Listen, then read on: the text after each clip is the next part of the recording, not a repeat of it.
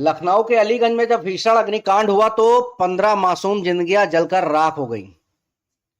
पूरे देश में शोक की लहर दौड़ गई। देश के प्रधानमंत्री से लेकर सूबे के मुख्यमंत्री योगी आदित्यनाथ ने सख्त लहजे में साफ कर दिया कि आवासीय कॉलोनियों में कोई भी कमर्शियल लाक्षागृह बर्दाश्त नहीं किया जाएगा।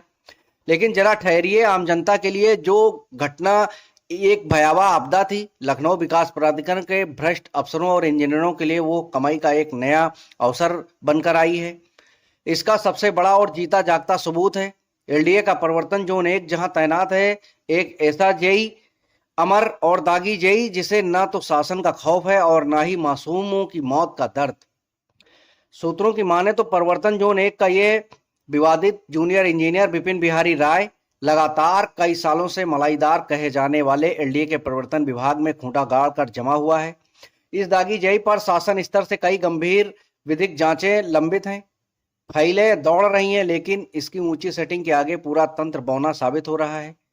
ये वही जेई है जो कि अवैध निर्माणों को बचाने के लिए अपनी भेजी रिपोर्ट से प्लाट को गायब कर देता है।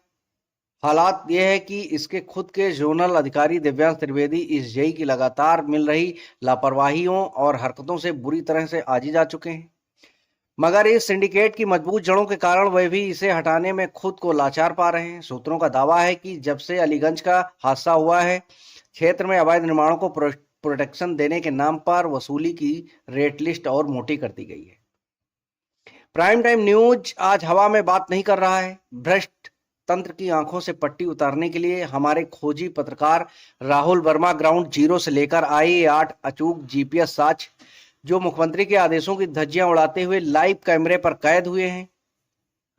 तस्वीर नंबर 1, विपुल खंड के 1 के भवन संख्या 1/13 में नियमों को ताक पर रखकर धड़ल्ले से खड़ा किया जा रहा है अवैध ढांचा, जहां सेटबैक और सुरक्षा मानक पूरी तरह नदारत हैं। तस्वीर नंबर 2, विपुल खंड 2 में डॉक्टर अखिलेश दास गुप्ता मार्ग पर भवन संख्या 2/124, जहां दिन दहाड़े आवासीय क्षेत्र में भारी कमर्शियल निर्माण का खेल चल रहा है। तस्वीर नंबर 3, विपुल खंड 2 के भवन संख्या 2/143 में सुरक्षा नियमों और बिल्डिंग बायलॉज को मलबे में दबाकर किया जा रहा अवैध निर्माण।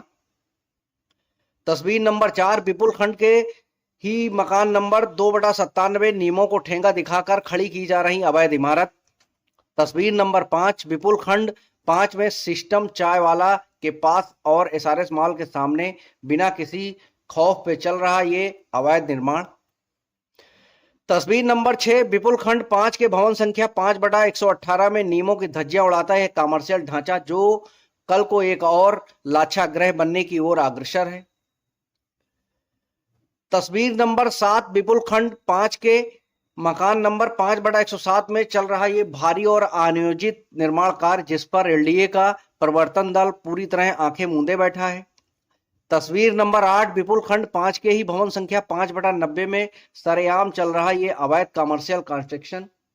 इन 8 जीपीएस लोकेशंस को देखकर कोई भी कह सकता है कि गोमती नगर जैसी पॉश रिहायशी कॉलोनी को कंक्रीट के जानलेवा अवैध जंगलों में तब्दील किया जा रहा है।